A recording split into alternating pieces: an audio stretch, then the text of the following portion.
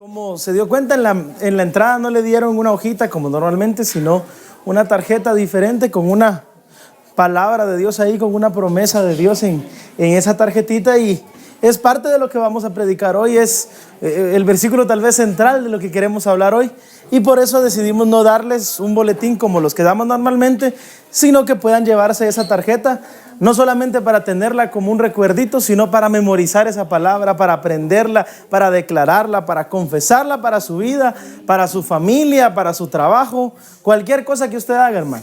Dios quiere estar involucrado en eso. En todas las áreas de su vida Dios quiere estar involucrado. Y pues tenemos ya varios domingos de estar estudiando cómo echarle mostaza a la vida, como decimos, cómo meter esa fe de Dios en nuestra vida. ¿Qué dice la Biblia de la fe? ¿Qué cosas tienen que producir la fe en nuestra vida? Y hoy vamos a ver un tema que es bien interesante, que es bien lindo, que cuando lo estudiamos de verdad nos damos cuenta de ese Dios amoroso que tenemos. Muchas veces la palabra es bien retadora, lo confronta a uno, y esta palabra también es así, pero también es una palabra para saber que tenemos un Dios amoroso, un Dios que está interesado en cuidarnos, en guardarnos, en protegernos, en tenernos en la palma de su mano, como dice su palabra. Nosotros somos la niña de los ojos del Señor, y de verdad, hermano, hoy yo le pido, aprendamos a descansar en Dios. Aprendamos a confiar plenamente en Dios. Yo sé que vivimos en un mundo lleno de dificultades, de angustias, de problemas, donde es más fácil desconfiar de todos los que están a nuestro alrededor que aprender a confiar en ellos. Y confiar en el hombre sería un error, porque tenemos que confiar únicamente en nuestro Señor, en nuestro Salvador. Y vamos a empezar, vamos a leer Santiago 5:7. Ahí lo tenemos, leámoslo todos juntos. Por tanto, hermanos, tened paciencia hasta la venida del Señor.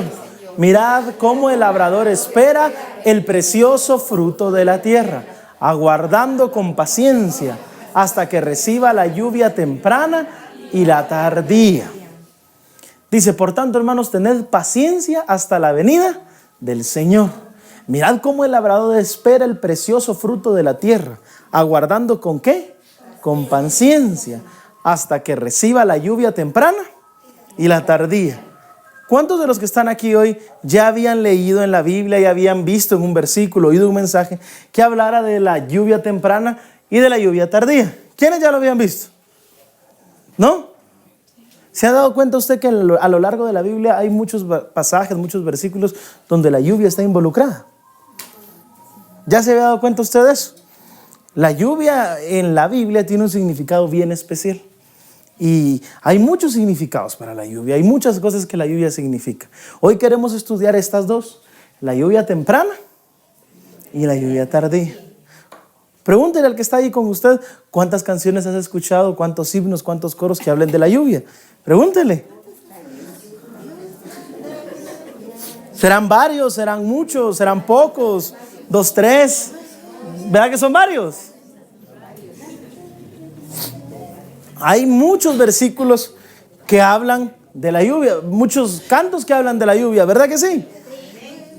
Y yo no sé si a usted le ha pasado esto, pero a mí sí me ha pasado muchas veces. Yo cuando escucho una canción, un himno en una iglesia, en una radio, en la televisión, me pregunto yo, ¿qué querrá estar diciendo la persona que lo escribió con esa canción? ¿Por qué cantamos de la lluvia? ¿Será que en estos días que estamos en invierno y usted sabe que va a tener que salir a pie, le puede decir, Señor, mándame lluvia? Tal vez todo lo contrario, ¿verdad? Y entonces muchas veces nosotros por eso a veces dicen que estamos locos, ¿verdad? Porque cantamos cosas como, a nosotros nos pasó una cosa, para que me entienda, estábamos en Chiquimula haciendo un culto al aire libre y estaba el cielo pues normal, no se miraban señales de lluvia. Y mi tío estaba dirigiendo y empezó a cantar que Dios manda lluvia, Dios manda lluvia. Y en el transcurso de lo que empezó la canción, tal vez como a la mitad, empezó a llover. Y todos salimos corriendo a jalar las bocinas, a jalar las sillas y toda la gente a meternos en el lugar donde estaban. No estaba terminado de construir el lugar, entonces nos tuvimos que meter ahí, todos corriendo a meternos en ese lugar. Entonces la gente, tal vez algún inconverso que estaba ahí por primera vez, ¿va? Entonces locos va pidiendo lluvia y cuando cae salen huyendo, ¿va?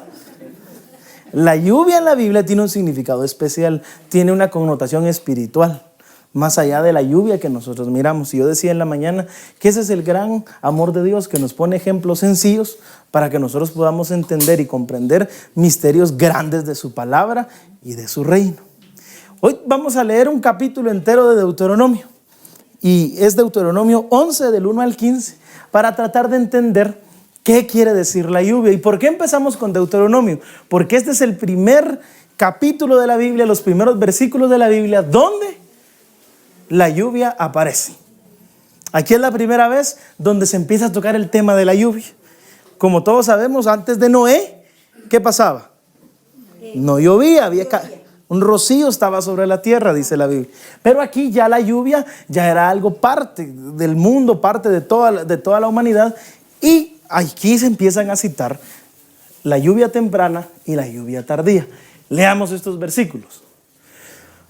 Amarás pues a Jehová tu Dios y guardarás sus ordenanzas, sus estatutos, sus decretos y sus mandamientos todos los días.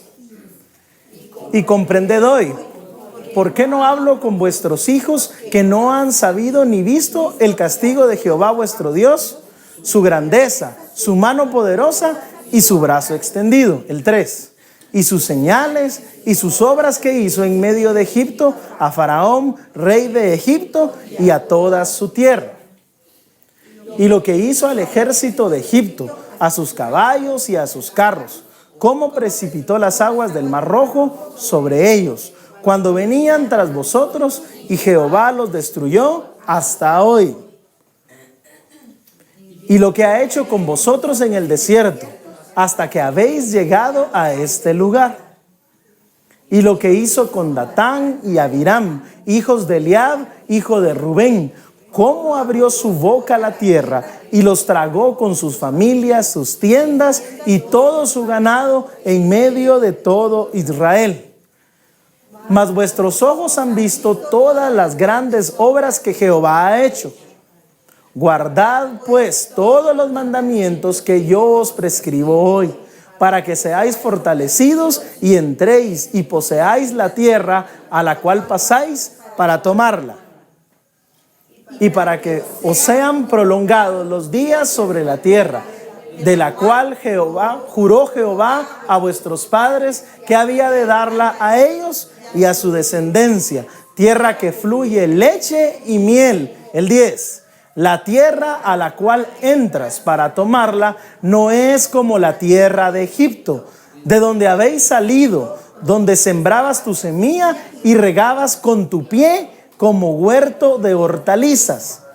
La tierra a la cual pasáis para tomarla es tierra de montes y de vegas, que bebe las aguas de la lluvia del cielo, tierra de la cual Jehová tu Dios cuida. Siempre están sobre ella los ojos de Jehová tu Dios, desde el principio del año hasta el fin.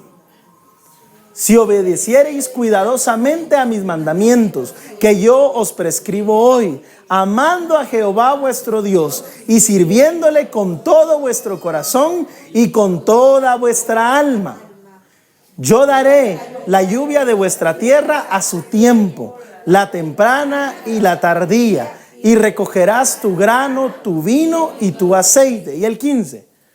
Daré también hierba en tu campo para tus ganados, y comerás y te saciarás. Aquí podemos ver las ordenanzas de Dios para su pueblo. Podemos leer que tienen que obedecer, que tienen que ser fieles a Dios, que tienen que hacer esto, que tienen que hacer lo otro.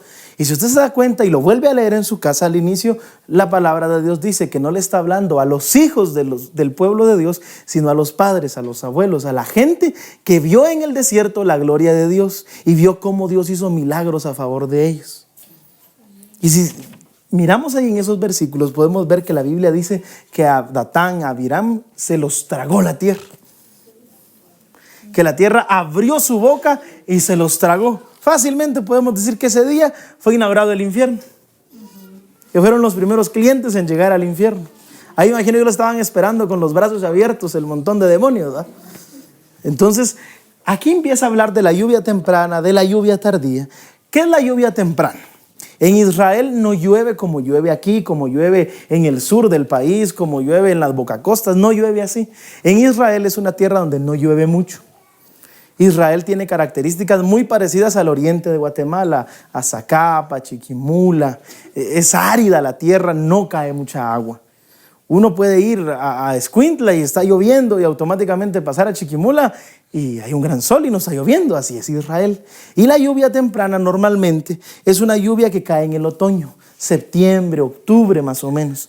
Y esa lluvia llega antes de que los agricultores, antes de que la gente que trabaja el campo empiece a trabajar la tierra. ¿Qué pasa en Israel? Todo el año el sol da directamente sobre la tierra está dura, la tierra está bien apelmazada, la tierra no se puede trabajar fácilmente. Y Dios en su infinita sabiduría manda una cosa que se llama lluvia, ¿qué? Temprana. ¿Lluvia qué? Temprana. La lluvia temprana, hermano, es para que el agricultor tenga el trabajo más fácil, para que pueda llegar a una tierra ya más blanda. Una tierra que ya le cayó un poco de agua, que ya está más dócil, que ya se puede trabajar con más facilidad. Cae en otoño, septiembre, octubre más o menos. La otra lluvia es la lluvia ¿qué? Tardía. ¿Y cuál es el propósito de la lluvia tardía? ¿En qué meses cae? ¿En qué mes cae? Normalmente cae en primavera, que es marzo, abril más o menos, está cayendo la lluvia tardía. ¿Y qué tiene de propósito la lluvia tardía? Es cuando el agricultor ya sembró, cuando el fruto está en su máxima expresión, cuando el fruto necesita de más agua, cuando el fruto necesita de toda esa vitamina que le va a dar la lluvia, en ese momento justo cae la lluvia tardía. Ahora, ¿qué pasa entre la lluvia temprana y la lluvia tardía? En ese lapso llueve, sí, llueve, pero no llueve mucho. ¿Cae agua? Sí cae, pero no cae en las cantidades necesarias para que el fruto se pueda desarrollar con toda libertad. Y fíjese que al ver esto y al leer esto, uno puede darse cuenta del amor y el cuidado de Dios. Cuando usted y yo emprendemos algo nuevo, planeamos algo nuevo, yo le aseguro que Dios ha mandado esa lluvia temprana para que el suelo esté más fácil, para que el terreno esté más blando. En una necesidad, en un problema, en una decisión difícil, yo le aseguro que Dios ablanda el corazón de las demás personas. Pero si usted se lo pide y usted aprende a confiar en Él. Y en el momento de la angustia, en el momento de la prueba, en el momento más difícil de todos, ahí Dios envía la lluvia tardía, que llega justo en el momento indicado para darle a usted y a mí la fuerza necesaria para salir adelante de ese problema. Hermano, ¿cuántos de los que están aquí han visto la gloria de Dios alguna vez a favor de ustedes? ¿Cuántos han de verdad sentido esa lluvia de bendición sobre sus vidas? ¿Verdad que es una experiencia sobrenatural, maravillosa de Dios? Y eso es lo que Dios quiere para nosotros todo el año. Todo el año estar enviando esa lluvia maravillosa de Dios para bendecirnos y para ayudarnos. Israel, como yo les decía al principio, es una tierra que no es fértil, una tierra que no es buena para sembrar, una tierra que es bien difícil de trabajar, es árida, es montañosa, mucho cerro, es bien difícil de trabajar. Ahora pónganse a pensar, ¿qué será del agricultor en Israel sin la lluvia? Nada, no funciona. Si Dios no enviaba la lluvia temprana, no podían sembrar. Y si Dios no enviaba la lluvia tardía, se les arruinaba el fruto. Si Dios no enviaba la lluvia, el agricultor en Israel estaba perdido. Ahora, hermano, ¿qué somos nosotros si Dios no envía la lluvia para nosotros? ¿Qué sería de su vida? ¿Qué sería de mi vida si Dios no enviara sus bendiciones? Usted ha oído ese himno que cantamos que dice, ¿qué sería de mí si no me hubieras rescatado? ¿Dónde estaría hoy si no me hubieras alcanzado? Hermano, usted se ha puesto a meditar y a pensar en eso. ¿Dónde estaríamos nosotros si Dios no hubiera enviado a una persona para que nos diera esa bendición de poder estar hoy en la iglesia?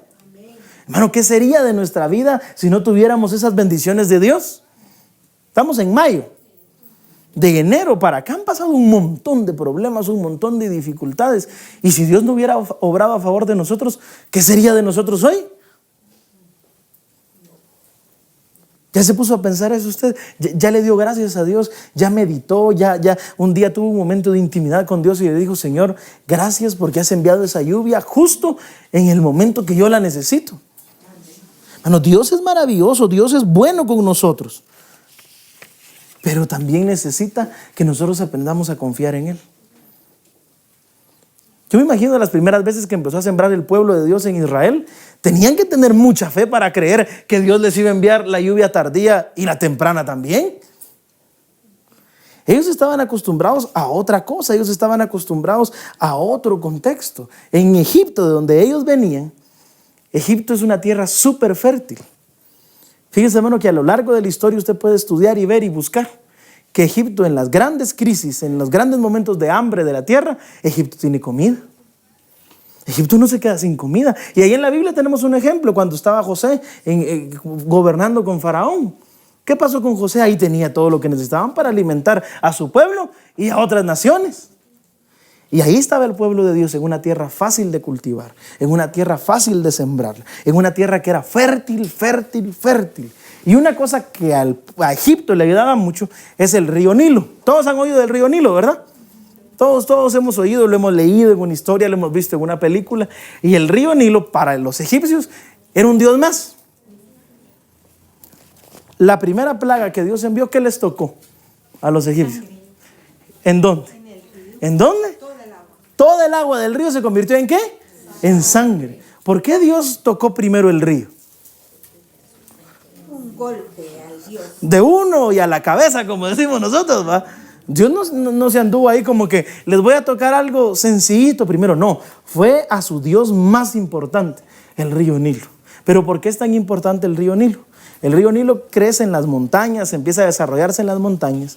Y fíjese que es un río muy pantanoso, que trae muchas cosas, que viene arrastrando y arrastrando. Y al llegar a las planicies de Egipto, se desborda. Siempre en los inviernos se desborda. Y ese río sirve para fertilizar toda la tierra. Entonces el trabajo de la agricultura para el pueblo de Egipcio era bien fácil. Y el pueblo de Dios cautivo en Egipto tenía un trabajo bien fácil a la hora de cultivar. ¿Por qué? Porque el río hacía el trabajo. Y viene Dios y se lo lleva a una tierra árida. Yo sé que usted muchas veces ha leído esto. Tierra que fluye leche y miel. ¿Qué pensaba usted de niño cuando lo escuchaba y lo leía? Que había leche de plano, ¿va? Y yo cuando lo leía de niño y lo escuchaba de niño decía, de plano, ¿va? Los ríos han de llevar miel y leche, ¿va? ¿Qué quería decir Dios con eso, va? Y al llegar a la tierra que fluye leche y miel, ni tiene ni agua, no tiene ni ríos. ¿Cómo se llama el mar más famoso de Israel? Mar Muerto. Y de verdad está muerto. Ahí no hay nada. Ahí no hay nada. Yo me imagino al pueblo de Dios. ¿Qué hacemos en esta tierra, mucha? Si allá en Egipto estábamos bien. En Egipto lo tenían todo y lo tenían fácil. Aunque eran esclavos, pero la agricultura para ellos era básica. Nada que Walmart, que la Torre, que el mercado de la Florida. No, había que cultivar, había que sembrar. Y estaba en una tierra donde era muy fácil como Egipto. Con ojos humanos nada más. Con nuestros ojos carnales. Porque con ojos espirituales, la tierra de Israel, la tierra que Dios les había dado, era la mejor tierra para ellos. Era la bendición que Dios quería darles a ellos. Ahora, hermano, pregúntele a la persona que está ahí, ¿por qué Dios los saca de la tierra tan buena y los lleva a una tierra tan mala? Pregunte, ¿por qué Dios los saca de Egipto, una tierra tan fértil, tan buena para cultivar, y se los lleva a la mitad de la nada, al desierto, a Israel? Para mostrar su gloria. Para mostrar su gloria. ¿Para qué más? Para bendecirlos. Para bendecirlos. Para crear una nación santa. Para crear una nación santa, para que vieran su gloria. ¿Pero por qué otra cosa se los llevó el Señor? Para probarlos, para pulirlos. Una cosa más. ¿Por qué Dios se los llevaría? Porque no todos iban a llegar y era ahora como colador para ver. Necesitaba como depurar la lista, ¿va? Vamos a sacar algunos porque aquí no tienen que entrar, y pasó. Y es parte de las condiciones de Dios. Para que ustedes entren se tienen que morir todos estos, mucha. Y pasó. Pero una de las cosas principales por las cuales Dios los llevó a esa tierra es para que no confiaran en la tierra, sino confiaran en Él. Fíjese, hermano, que cuando uno estudia la razón y el propósito de por qué Dios les dio ese territorio al pueblo de Dios, no es por amor a ellos. Es porque estaba cansado de los cananeos que vivían en Israel. Dice la palabra que estaba cansado de la maldad del corazón de los cananeos y por eso los sacó y se lo dio a los israelitas.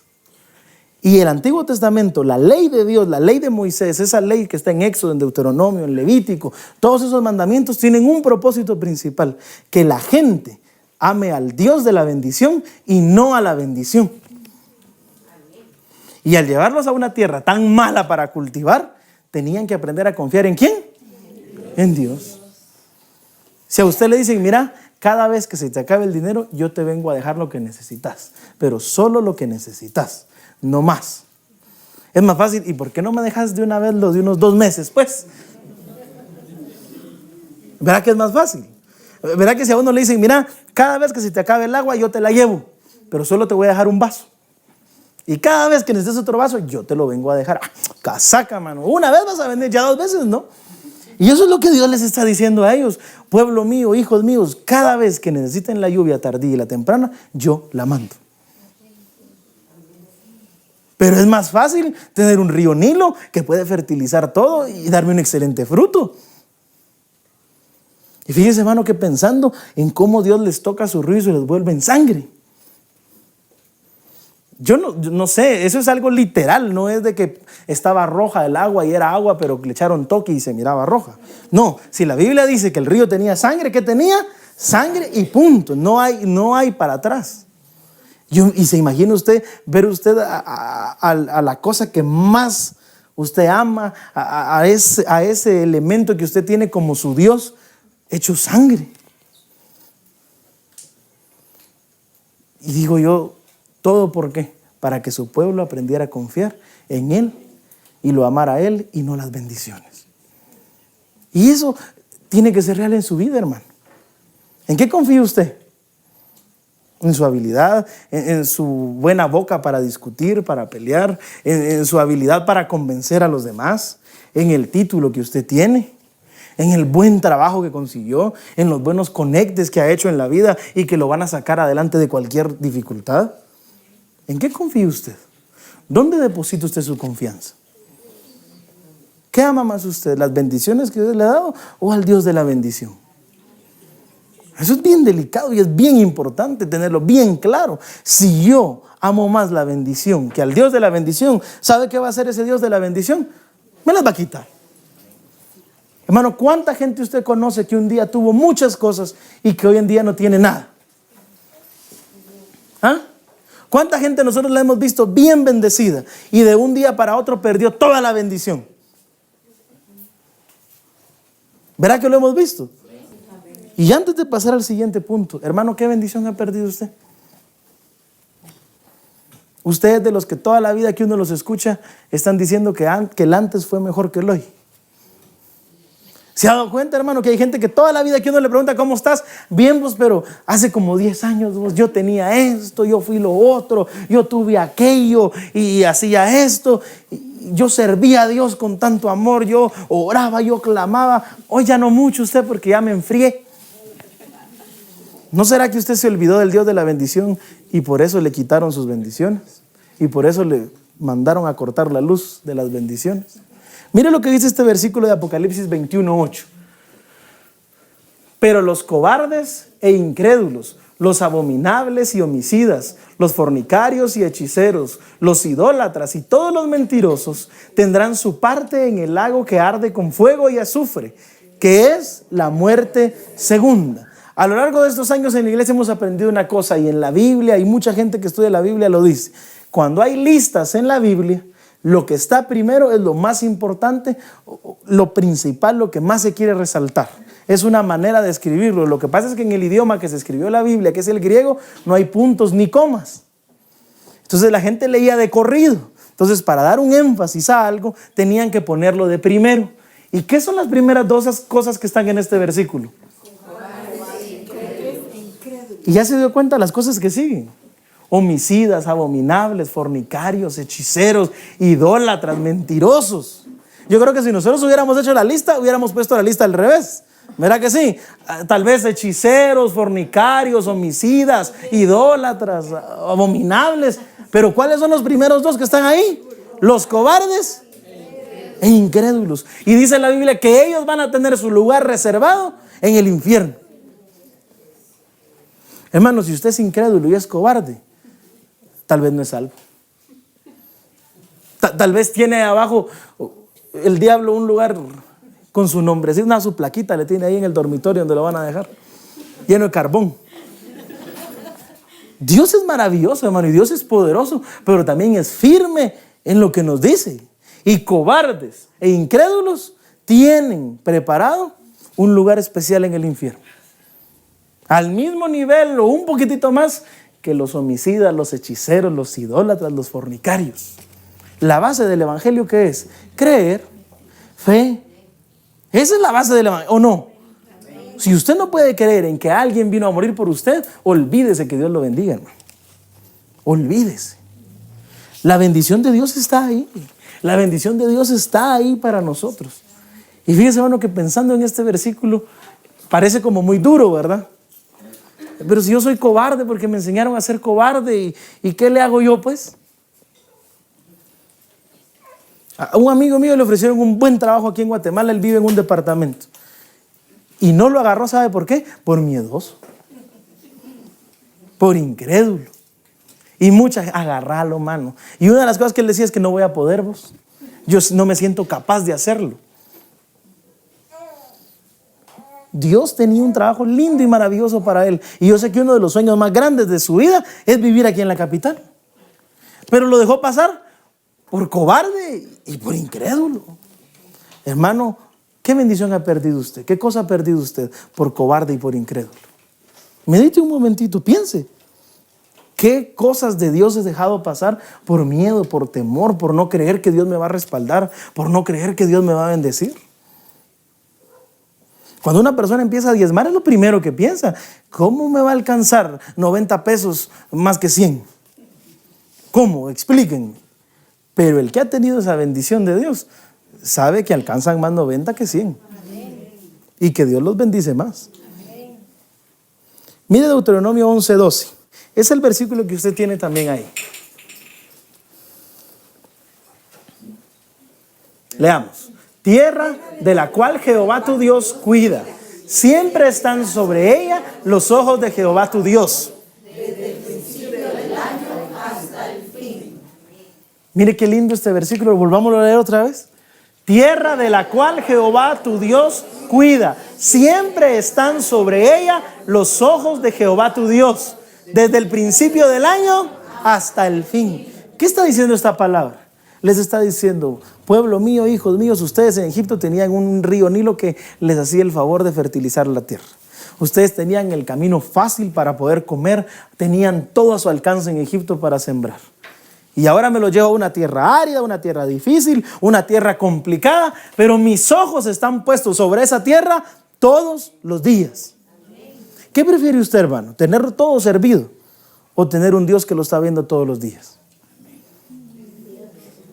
¿Qué es más fácil? ¿Tener la refri llena y que atrás de la refri hay un hoyo y que los de Walmart le vengan a meter todas las cosas antes de que se le acaben y que usted ni cuenta se da? Yo estaba viendo un programa en la tele un día de estos donde las refri ya están pidiendo lo que necesitan antes de que las personas se den cuenta. Entonces todas las planchas de la refri tienen lugares específicos donde yo tengo que poner la leche, los huevos, el queso y están pesando. Y cuando el peso empieza a bajar, empieza a hacer los pedidos automáticamente.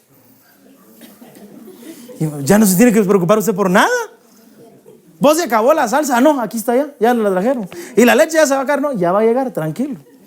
Y algunos quisiéramos eso, antes que tener un Dios que nos mire y nos cuide todos los días.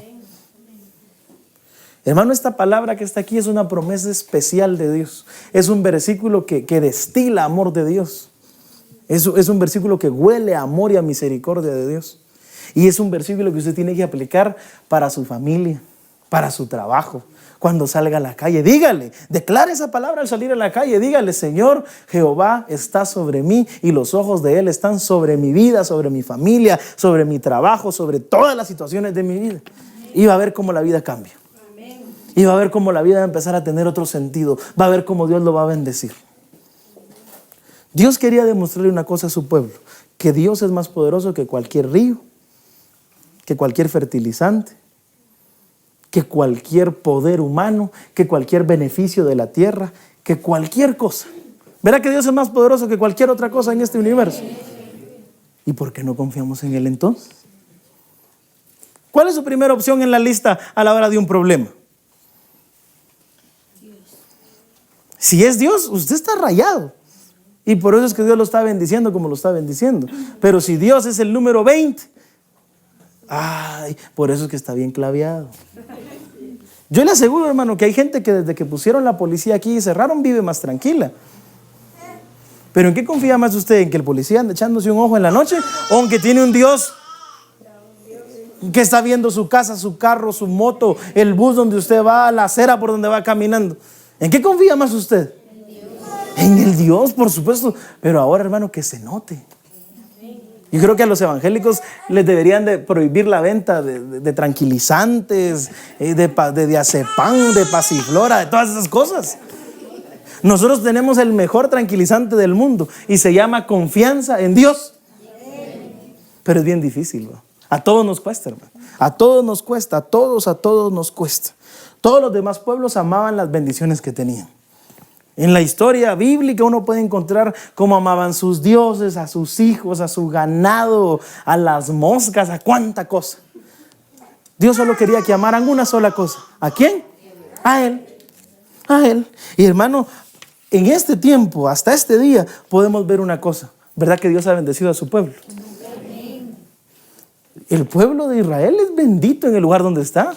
Lo triste es que muchos de ellos se han olvidado del Dios que les dio la bendición y aman más las bendiciones. Hermano, el mensaje de hoy es bien corto, es bien sencillo, pero es bien retador. Confiemos en Dios.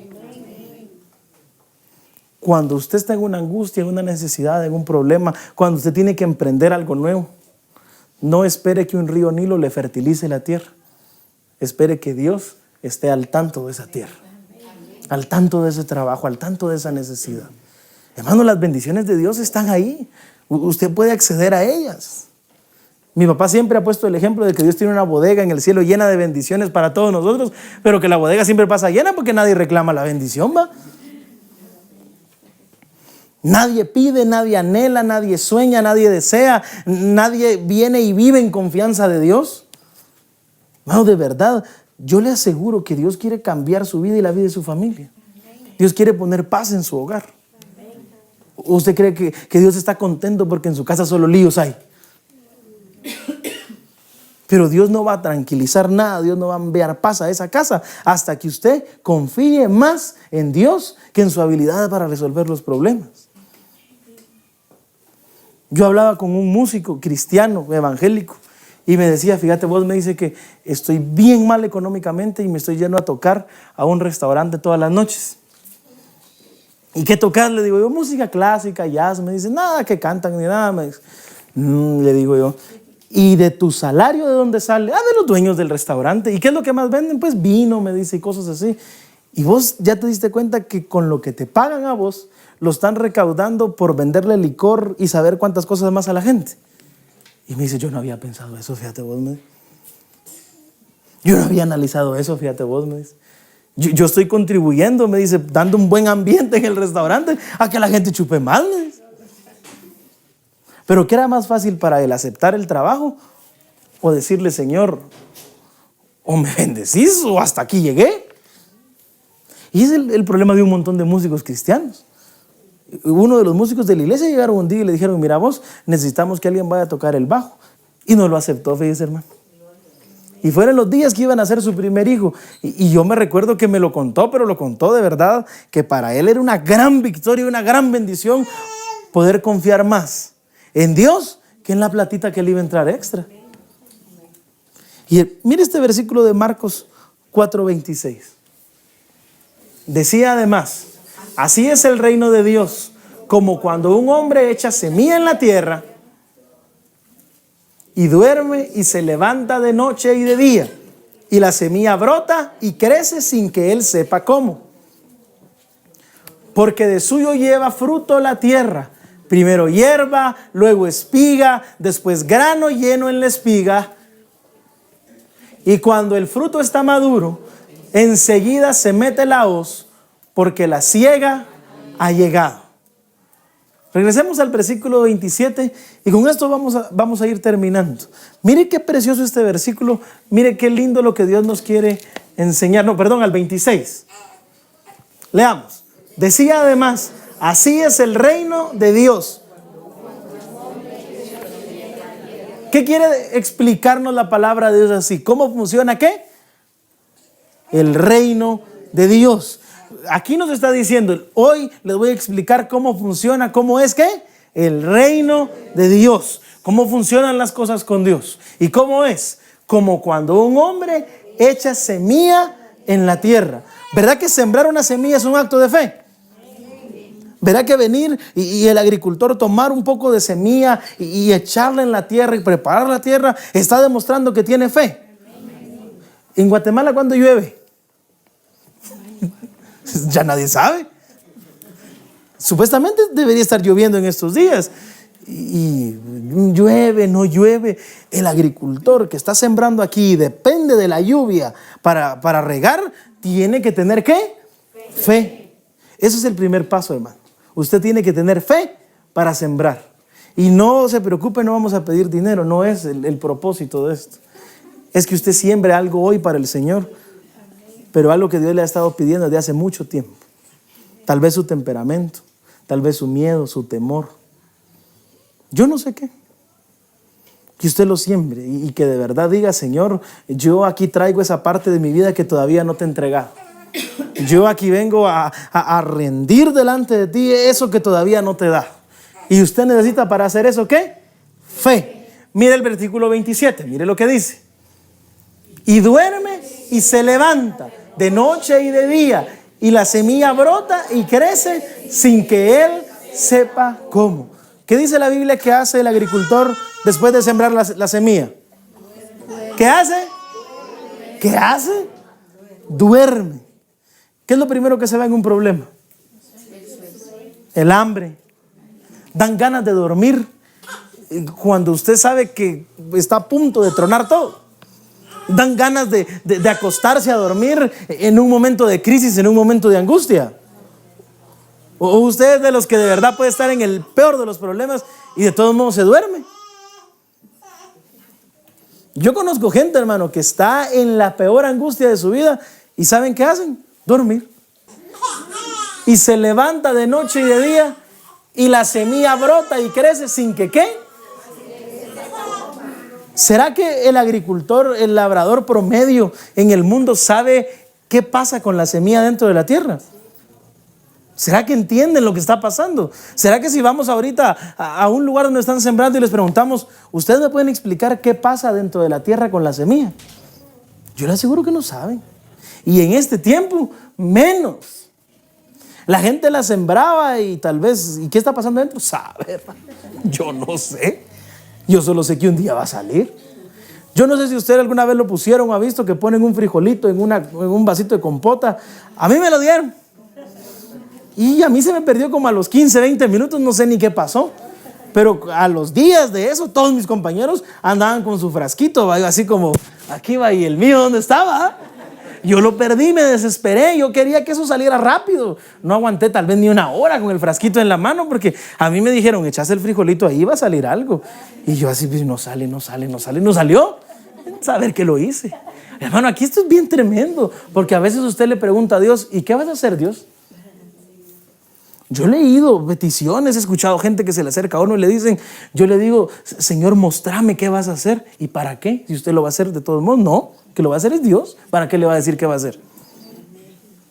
Hay gente que yo la oigo y dice, Señor, enséñame, decime qué es lo que tú vas a hacer. Pero si usted no lo va a hacer, ¿para qué está preguntando? Y hermano, esto es un principio, ¿de qué decía al principio? Del reino de Dios. Esta es la manera que nosotros tenemos que andar por la vida, confiando, aunque no sepamos cómo. ¿Y cómo vas a salir de ese clavo? No sé.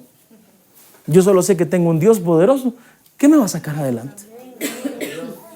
La tarea más grande de su vida, ¿sabe qué es? Confiar. Confiar en que Cristo vino a morir por usted en la cruz del Calvario y que lo va a bendecir. Y que los ojos de Jehová están sobre su vida todos los días, de día y de noche. Y hermano, duerma.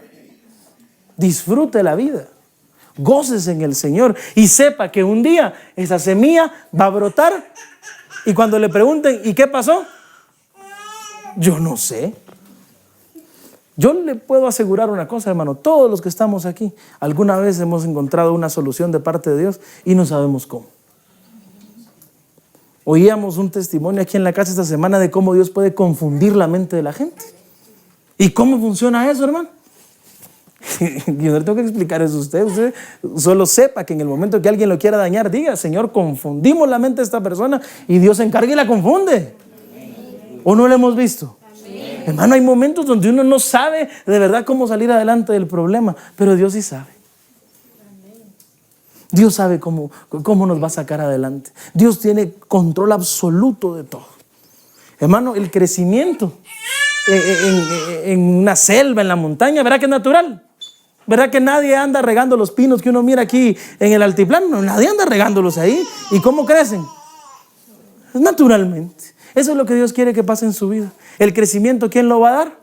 Dios. Pero ese crecimiento es tan fuerte que si usted viene y siembra un ficus aquí, ¿qué hace el ficus? Bota la casa si es posible. Uno vaya a la zona 9, a la zona 10 y todas las calles casi tienen un poco de la acera levantada. Y ahí andan los de la MUNI echando punta, la componen y a los 15 días ya se les volvió a arruinar. Da risa, de verdad. En la zona 9 hay bastantes camellones donde uno pasa y los dejan bien bonitos. A los 2-3 meses vuelve a pasar usted y ya se volvió a arruinar. Ese es el crecimiento que Dios quiere dar. Que cuando la gente lo mira a usted, ¿y cómo cambió? Y fulano de tal, ¿cómo es que Dios lo está bendiciendo tanto? Yo no sé. Eso solamente lo da ¿quién? Dios. Y lo último, hermano, Dios nos está convocando hoy, nos está llamando a tener paciencia. De la lluvia temprana a la tardía hay varios meses. Por lo menos, ¿qué? Octubre, noviembre, diciembre, enero, febrero, marzo. Por lo menos hay, ¿qué? 5 o 6 meses. Y si usted se desespera allá por enero, Dios no manda la lluvia. Pues. En febrero usted ya está desesperado. Dios quiere que usted tenga, ¿qué? Paciencia para esperar la lluvia de Dios. Y la otra cosa, esperanza. Esperanza en Dios. Esperanza en que la lluvia va a llegar en el momento justo.